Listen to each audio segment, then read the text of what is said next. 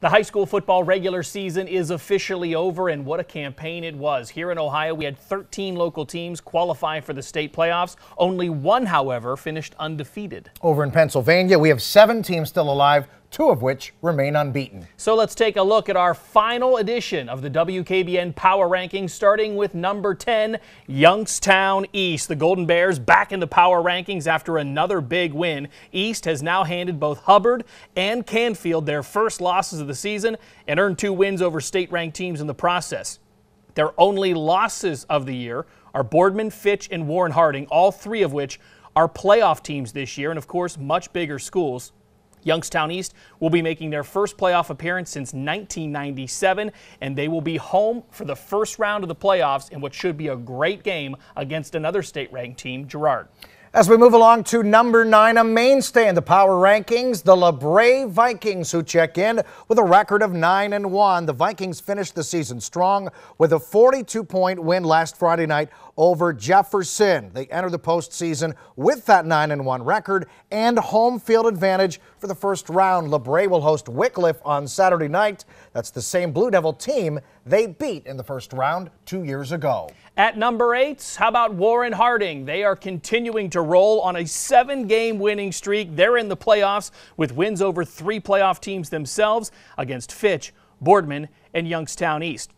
Their opponent for the first round will be Garfield Heights, who, in contrast, has only beat 2 winning teams all season long.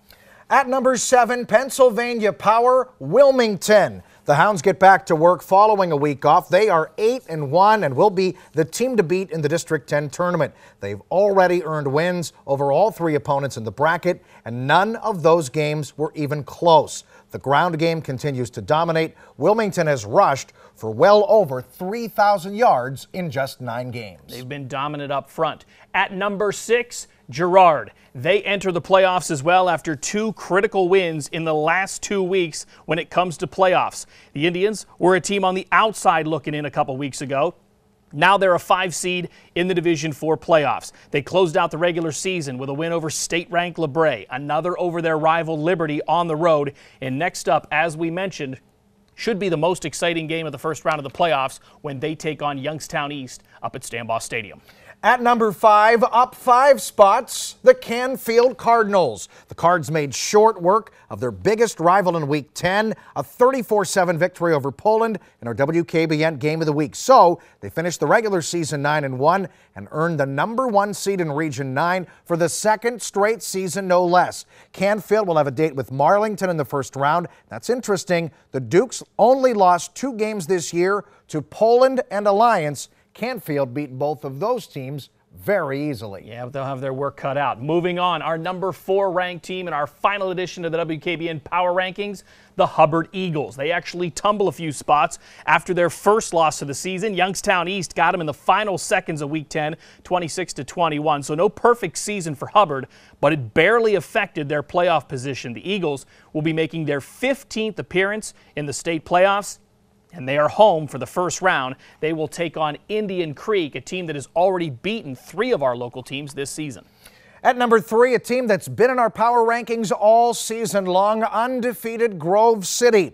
The Eagles are also the number 3 ranked team in the entire state right now. They have now won 18 consecutive regular season games, and they start the playoffs unbeaten at 9-0. Grove City won the District 10 championship as a Class 5A school last year, and they are the clear favorite in Class 3A. Absolutely. Moving on, our number 2 ranked team in our WKBN Power Rankings, McDonald. They are up a spot. They are the only local team in Ohio to finish the season undefeated, and they needed every one of those wins to make the playoffs. McDonald has earned a 5 seed in the Division 6 postseason.